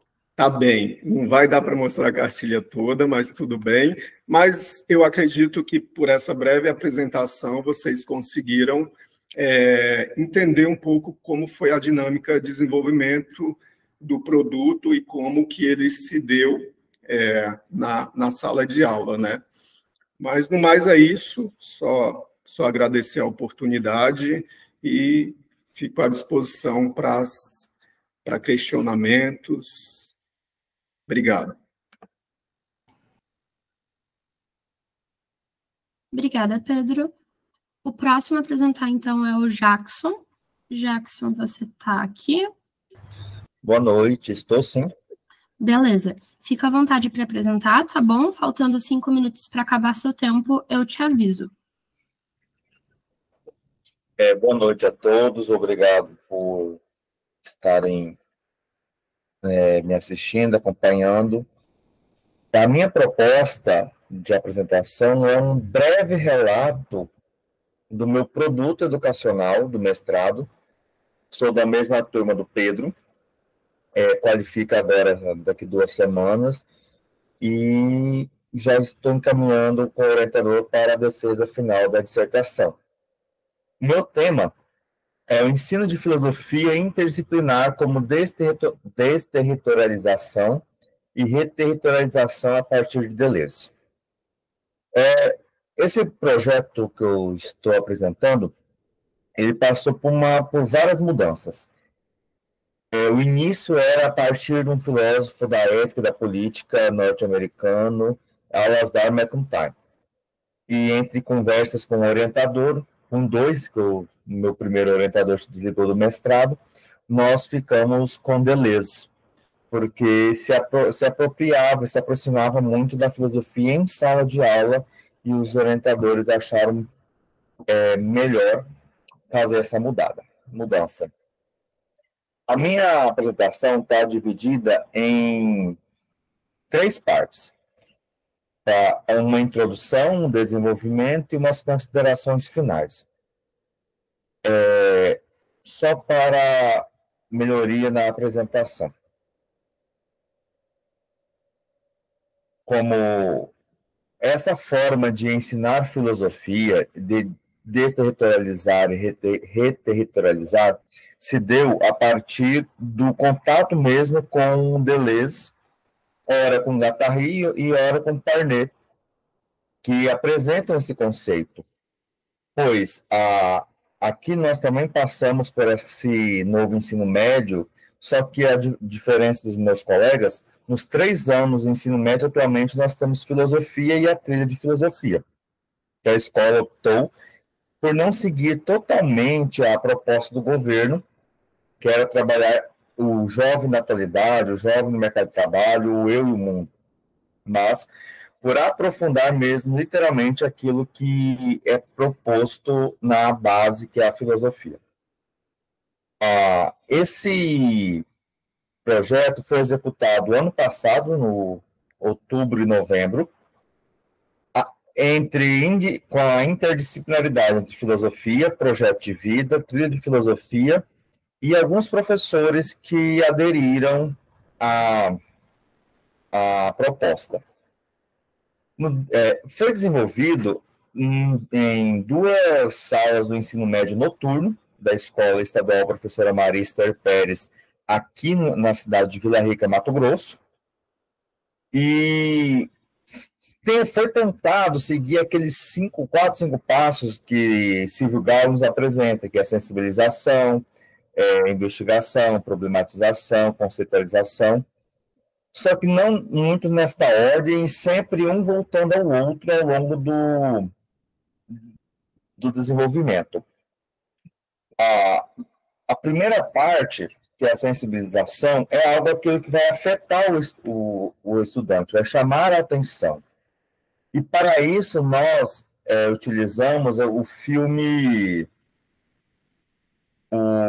o Extraordinário, de 2017, que um jovem, uma criança, foi para a escola, e ali os meninos assistiram, alguns professores de diversas áreas, por exemplo, de biologia, física, química, cederam sua carga horária para poder não cortar o filme com os alunos, e posteriormente o filme eles já começaram a fazer esse debate com os alunos da sensibilização, que é, pois, a proposta com o livro de Projeto de Vida é o bullying, cyberbullying e relações humanas.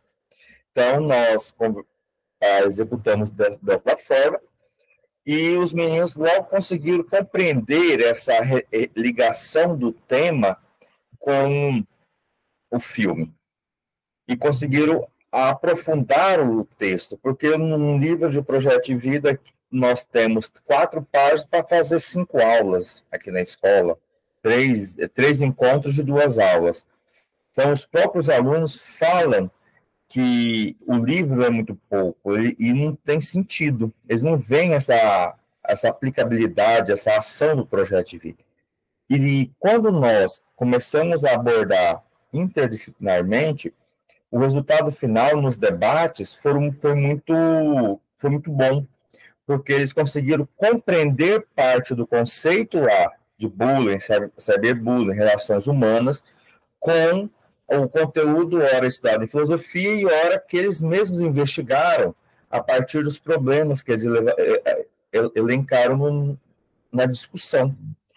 E esses problemas eles foram investigando. Eu só fiz uma sugestão a partir de Hannah Arendt, A Banalidade do Mal, com um texto de um livro didático, e eles perceberam e começaram a aprofundar essa apresentação, esse estudo. E, como final, a conceitualização, que se deu tirando um conceito originário, proposto pelos próprios livros, de maneira muito superficial, e recolocando esse conceito já com uma bagagem filosófica e esta interdisciplinaridade com a professora de Sociologia, abordando temas da sociologia, da ética, temas marxistas, assim por diante, relacionando-os com toda essa bagagem. Foram em torno de um mês e meio, esse projeto. Os alunos, todas as aulas, continuavam aprofundando. Uma turma me solicitou que eu fizesse um arquivo no Google Apresentações, e eles colocarem as ideias que eles foram investigando, pesquisando.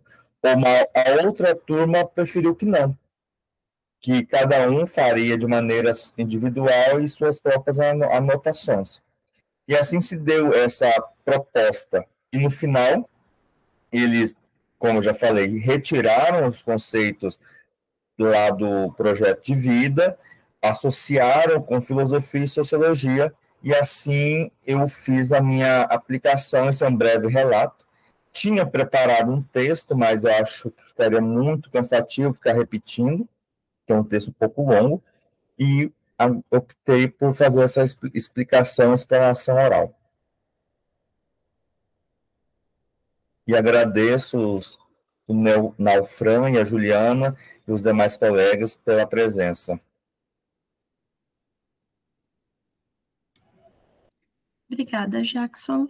Eu vou abrir, então, a cronometragem para os comentários. São uns 20 minutos, faltando 5 minutos para acabar, eu aviso vocês, tá bom? Quer começar, não, Fred, dessa vez? Quero, assim, até porque eu não tenho muita coisa a dizer, não. Eu tenho que desejar boa sorte, né, para a defesa, porque é até bom não quero não fazer muita pergunta, mas eu estava aqui aproveitando a proposta do trabalho de Pedro, e aí eu tive a oportunidade de assistir aula com Tosi, ele foi um dos fundadores do mestrado em filosofia na Universidade Federal da Paraíba, e isso já tem uns 40 anos. E também do primeiro doutorado Norte e Nordeste, então ele está na sua referência aí. E, claro, esses são momentos para a gente também fazer memória dessas pessoas que trouxeram a pós-graduação, o Stricto Sensu em Filosofia, então eu queria fazer esse registro aqui, e não tenho questões para os meus colegas de trabalho, os pesquisadores que apresentaram. Tenho a desejar uma excelente defesa para vocês, apenas. Muito obrigado. Eu também, eu queria parabenizar vocês, na verdade, pelo trabalho, por estar encerrando. A gente sabe como é desafiador, né? Principalmente no Prof. Filo, que a gente está lidando ali também com sala de aula, né? Não é apenas estar fazendo o mestrado, que já é um desafio por si só, mas conciliando isso também com a prática docente, né? Eu achei super interessante, sim, os projetos que vocês conseguiram construir.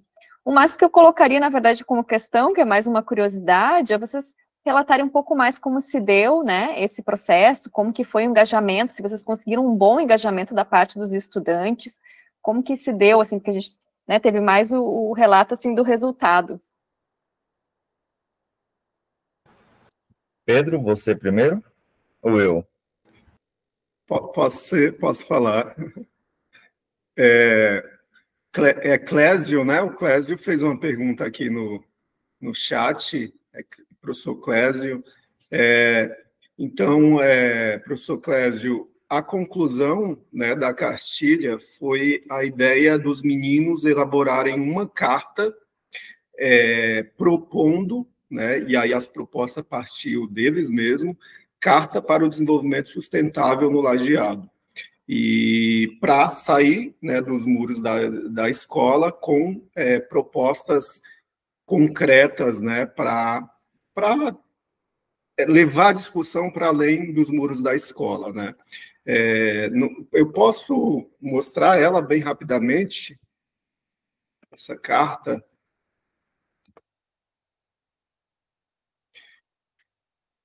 Eu já estou mostrando.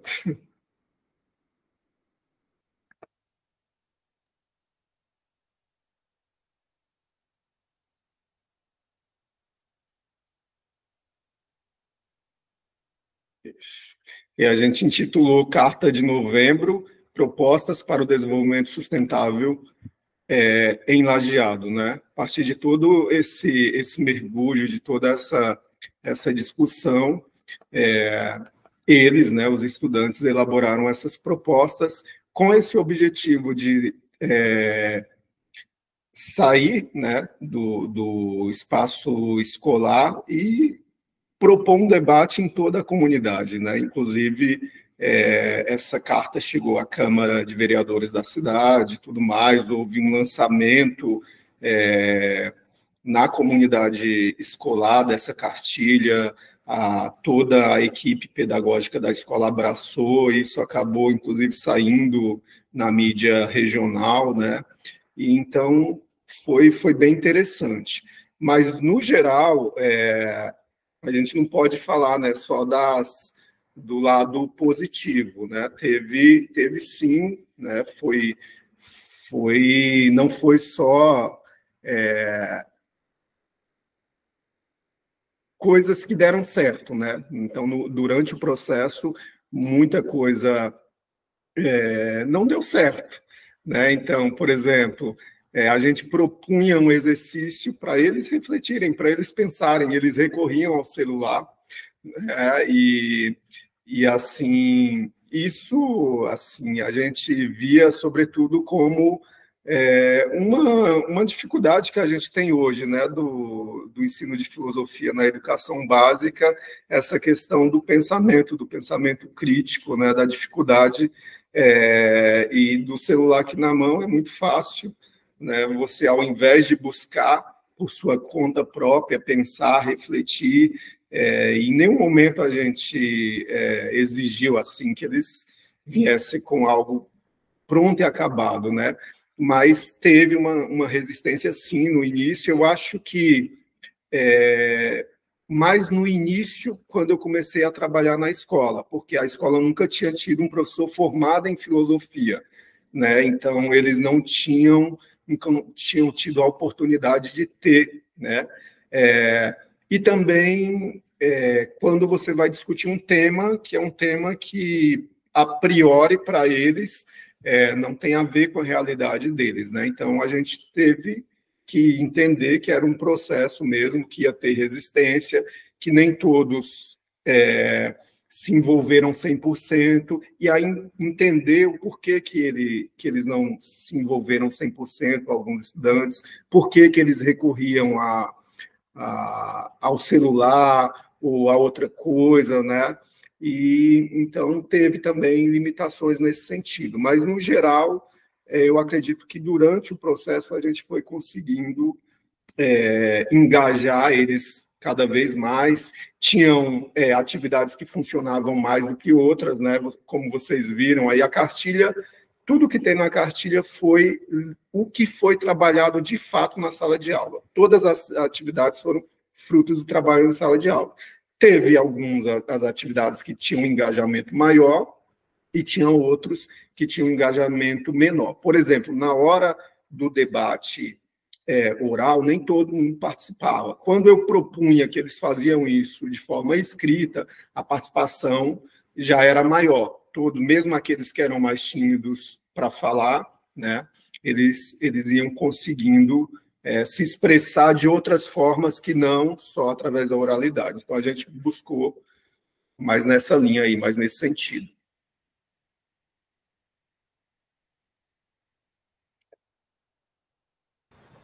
Bom, eu já fui um pouco oposto com o Pedro. Os meus alunos na escrita participaram menos. Na fala, e eu tive duas realidades muito distintas, porque eu trabalhei em duas turmas, no noturno, a turma D, a maioria participou, debateram. Tive um pouco de trabalho, podemos dizer, que quando eles estavam investigando, eles queriam aquelas primeiras mensagens do Google, os primeiros links. Daí, a ensinar atrás de fonte, procurar artigos, não tão científicos, mas que eles começassem a checar as informações, não seguindo aqueles primeiros posts do Google, primeiras frases prontas. Mas quando eu fui para a parte da escrita, eu não senti a presença dos alunos tanto quanto eu senti na parte da oralidade, no debate entre eles. Porque teve momentos da investigação que eu deixava sozinhos dentro da sala, e eles ficavam debatendo o assunto. Eu ficava do lado de fora, eu dava uma saidinha, voltava e não intrometia nas investigações deles. Então, foi uma experiência muito gratificante, que alunos que não participavam das aulas, neste processo, eles participaram. Porque eu não sei se foi a forma, mas houve o debate na problematização, as duas turmas formularam problemas parecidos e um pouco distantes, e eles começaram a investigar aqueles problemas. Não o problema inteiro. Alguns ficaram com um pedaço, outros ficaram com outro, sentiram mais afinidade em determinados assuntos, e aqueles alunos que trabalham o dia inteiro, que eram noturno, e dormiam, não tinham interesse, eles debateram com os colegas. Já uma outra turma, que foi aí, os alunos praticamente fizeram amarrados. E não iam, não fluía, eram muito fechados. Então, eu tive duas realidades totalmente distintas numa mesma escola, no mesmo período, mais ou menos com o mesmo número de alunos, uns 20 alunos cada turma, mas com resultados diferentes. E quando foi solicitado a escrita do que se debateu, eles não deram conta. Diferente do Pedro. O Pedro sentiu a melhor presença na escrita. Eu senti muito melhor a presença na oralidade. E eu dou aula para esses alunos atualmente, agora estão, grande maioria, no terceiro ano. Eles falam, professor, quando nós vamos fazer de novo aquele processo que nós fizemos? Porque foi produtivo. Eu falo, olha, como nós já estamos muito... correr um pouquinho, trabalhar o que a escola tem agora, e no final nós vamos repetir de novo. Eu faço as propostas, faço todo o encaminhamento, porque no final do ano já está todo mundo mais cansado. Então, vamos usar essa outra metodologia para o momento final do ano, que nós vamos trabalhá-la, que ela não é tão pesada, igual a aula expositiva todo dia.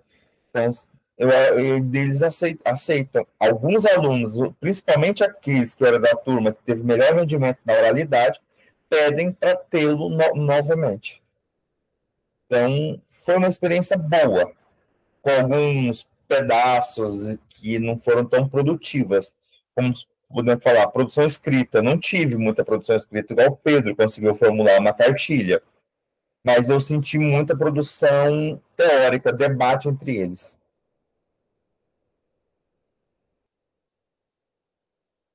Obrigada, pessoal. Parabéns.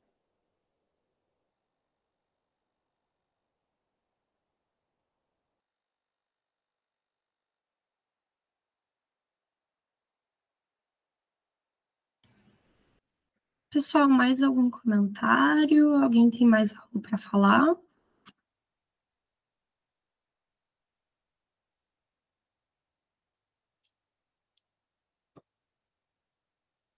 Vocês estão me ouvindo? Estamos ouvindo bem. Tem só uma questão de ordem, porque nós temos 3 aqui, né?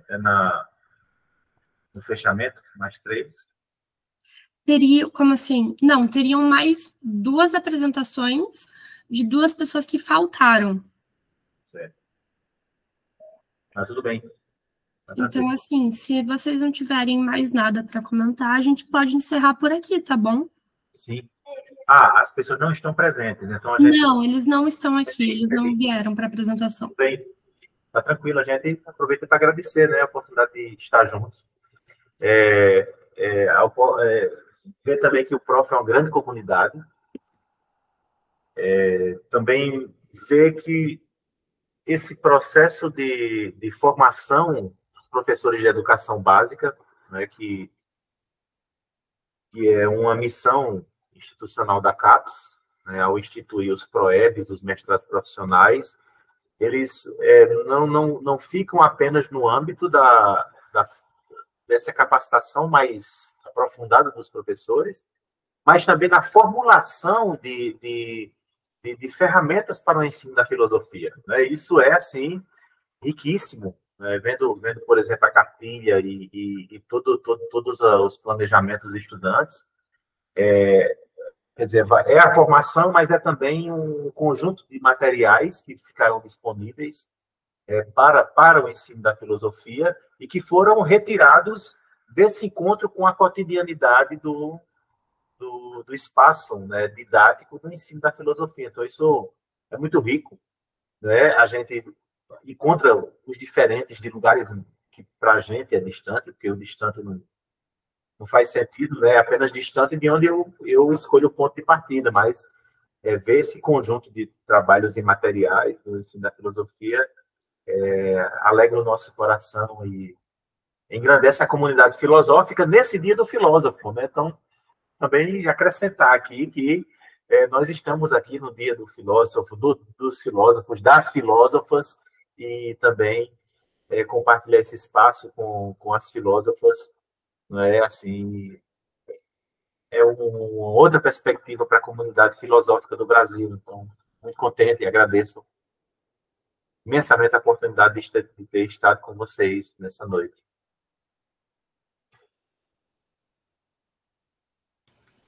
Pedro, fica à vontade. Não, só queria aproveitar a fala do professor Nalfran para justamente afirmar o quanto foi importante o mestrado, né, as aulas do mestrado, para que a gente conseguisse desenvolver essa pesquisa que a gente conseguiu com o produto que a gente chegou, né? As aulas foram fundamentais, porque, assim, eu já estava lá na escola, mas aí na escola, a gente acaba entrando numa dinâmica de só preparar a aula e dar aula, e o lado pesquisador meio que vai ficando de lado, né? E aí o mestrado veio, trouxe um monte de referência para a gente que a gente não teve na graduação, então ampliou, assim, os nossos horizontes, da parte de uma perspectiva prática, né? Porque a gente teve aulas assim mais voltadas para o ensino de filosofia mesmo, então foi muito rico. Infelizmente, a nossa turma não teve nenhum encontro presencial, né, Jackson? Assim, a gente não se conheceu presencialmente, as aulas começaram ainda no contexto da pandemia e foi assim, pelo Meet, né? Mas foi muito rico, os seminários, eu e o Jackson até apresentamos trabalhos juntos, né, de lugares diferentes, eu aqui no Tocantins, o Jackson no Mato Grosso, tinha colegas do Pará, tem, né, colegas do Pará nessa turma, então foi muito rico e com certeza, se a gente tem a bagagem que a gente tem hoje, conseguiu apresentar um bom trabalho, é fruto dessa imersão que a gente teve mesmo no mestrado. Então, agradecer ao programa e a vocês pela oportunidade.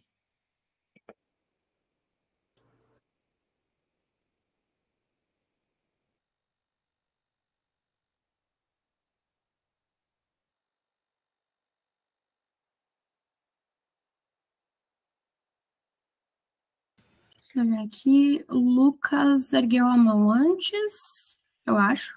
Isso, Lucas ergueu a mão antes. Fica à vontade, Lucas. Lucas, você está mutado. Não está saindo som. Agora sim? Isso. Tá. Gente, queria agradecer a oportunidade do evento, foi riquíssimo. A entrada no mestrado foi bastante interessante para mim participar desses eventos, eu acho que qualifica muito para a gente também. Agradecer a oportunidade da contribuição da Juliana, do professor Nofran, dos jovens que apresentaram aqui com a gente, e também da Rafaela, que teve, né, a mediação muito boa, parabéns. E desejar sucesso para todo mundo que está aqui, que é professor, né, nessa luta, nessa amor pela educação que a gente tem. Espero que a filosofia resista na escola. É isso. Jackson? A nossa experiência, uma experiência de distantes e próximas, porque os professores muito próximos no diálogo com a gente. E eu tive filósofos no mestrado que eu nunca tinha nem ouvido falar. E, assim, foi uma experiência riquíssima. Eu ouvi a Juliana falando para a Soraya, que a Soraya está no primeiro semestre, e professores cobravam online, mas estavam aqui junto com a gente, e terças à noite, terças à tarde, segunda à tarde, eram os dias. Os dois professores não foram nossos professores, mas eu fico feliz em ver essa diversidade que o prof nos traz, nos proporciona. No último semestre de disciplinas, os dois últimos, nós tivemos professores do Nordeste online.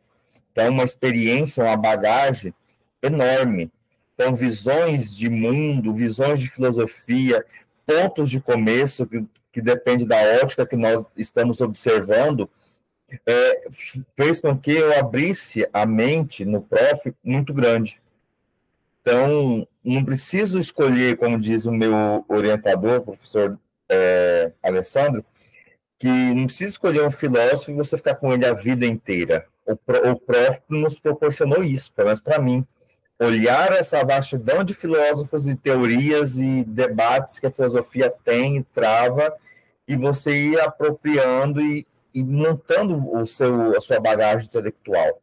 Cada pedacinho desses filósofos ajudam na prática educacional, tanto enquanto investigador da teoria, quanto na prática. Então, o prof foi uma experiência fantástica. Eu estava vindo de um outro mestrado que eu tive que deixar por ter voltado presencialmente, eu não cheguei a concluir, mas foi essa diferença. Eu saí de um acadêmico para o profissional. Então, lá no outro, era um filósofo do começo ao fim de uma disciplina. Aqui eram 2, 3, 4, 5 filósofos diferentes, e aquele debate profundo, e toda a aula era uma novidade grande que nós proporcionávamos para nós mesmos e para os colegas, que cada interpretação, cada leitura, cada vírgula além que o prof proporcionou foi muito bom. Soraya? Bom, meus colegas falaram, eu tenho que falar também, né? Agradecer por essa oportunidade, né? Eu sei que os nossos colegas aí já estão bem à frente, já que sonham chegar na qualificação, e eu estou começando agora, então, assim, muita coisa vai acontecer, muitas águas vão rolar, acredito que o meu trabalho tem essa intenção mesmo do prof, né, de profissional, que é a gente trabalhar nos problemas que a gente enfrenta dentro de sala de aula, principalmente quando você fala do componente curricular filosofia, que tem algo a mais, né, a questão da carga horária e outros desafios que a gente enfrenta, e eu acredito que esse mestrado, eu não escolheria outro, eu não escolheria o acadêmico, para mim teria que ser esse, porque eu gosto da prática, então para mim teria que ter essa relação com o que eu trabalho no meu cotidiano. E eu queria agradecer pelas sugestões, pelas contribuições, que foram bastante enriquecedoras. Eu vou sim buscar filósofos, tá, professor Dalfran? Eu já estava pensando, mas eu queria passar essa etapa para eu começar já a trabalhar a minha escrita da introdução, e eu quero mexer, assim, com filosofia, mas pensando nessa pegada da contemporaneidade. Então, obrigada, boa noite a todos, tá? E tenham um excelente final de semana e parabéns para nós, né? Poliana?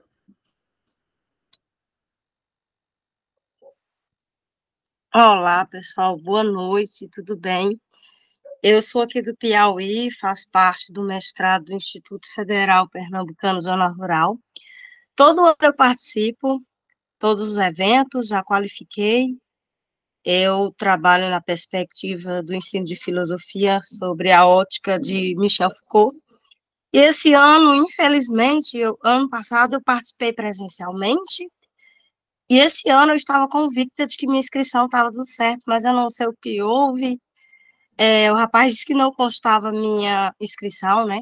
Mas mesmo assim eu fiz questão de todos os momentos em que eu pude participar, pelo menos como ouvinte, porque a gente entra no mestrado, uma pessoa e você sai outra, você amadurece muito, e eu quero aqui parabenizar a todos e a todas, né, pelos excelentes trabalhos, gostei muito, eu acho que enriquece muito o nosso currículo, sempre com novas ideias, né, porque no início, quando eu entrei no mestrado, eu sempre pensei em novas práticas de ensino de filosofia, justamente porque o ensino de filosofia, todo professor de filosofia tem um sentimento ruim de desvalorização da profissão, sempre é um professor de química, de matemática, qualquer professor, ele é apto a ministrar filosofia, né, e a gente sabe, enquanto professor de filosofia, o quanto que é diferente, né? Filosofia não se resume simplesmente a um debate, mas sim a um leque de discussões em que o aluno participa. Enfim, eu não vou me estender muito, porque eu falo demais, né? Eu só queria dizer que eu aprendi muito, adorei os trabalhos de todo mundo, aprendi bastante. E agora vamos para o ANPOF, né? Encontro Nacional de Filosofia. Mas pense como é muito enriquecedor, a gente aprende bastante. Viu, pessoal? Boa noite a todos e a todas, e muito obrigada e parabéns. E vamos continuar, né? Rumo ao doutorado. Já estou ansiosa. Pessoal, para finalizar, eu vou pedir só que quem se sentir confortável abrindo a câmera, que abra para eu tirar um print da tela e mandar ali no grupo dos monitores, que depois eles vão encaminhar no grupo geral, tá bom? Beleza, eu vou contar até 3. 1, 2, 3 e foi. Gente, muito obrigada, adorei os trabalhos. Uma boa noite para vocês, parabéns. A gente sabe que é um desafio. Eu fiquei muito feliz também com os relatos do pessoal que está concluindo, né, incentiva também para quem está começando, né, para o pessoal que está começando, de ver como realmente vale a pena, é enriquecedor todo esse processo. Acho que não precisa acrescentar mais nada. Acho que o Nofran também falou tudo em relação à importância que o Profilo tem, né, os produtos educacionais, como isso vai enriquecendo. A gente está aos poucos, né, conquistando esse espaço e tendo esse corpo de trabalho que vai se acumulando, que fica como um material extremamente importante para a consulta das pessoas que estão começando também na carreira. Então, é maravilhoso. Muito obrigada pela oportunidade de estar com vocês hoje. Obrigada, pessoal. Obrigada. Até mais. Abraço. Tchau, tchau.